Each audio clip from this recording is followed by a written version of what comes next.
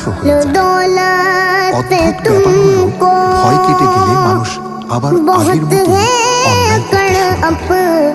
মানুষ কখনো শিক্ষা নেয় না। বাংলাদেশ একটি ভূমিকম্প প্রবণ অঞ্চল, আর ঢাকা শহর ঘনবসতিপূর্ণ। যদি রিক্টার স্কেলে 7 বা 8 মাত্রার ভূমিকম্প এখানে অনুভূত হয়, তাহলে রাজধানীর অধিকাংশ ভবন ধসে পড়বে বলে মনে করছেন বিশেষজ্ঞরা।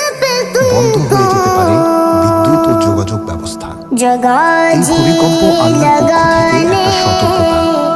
দুনিয়ার মাল সম্পদ, পদমর্যাদা, ক্ষমতা সবই ক্ষণস্থায়ী।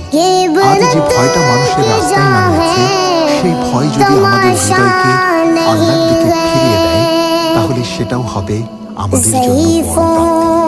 আসুন তাওবা করি, অন্যায়ের পথ থেকে ফিরে আসি।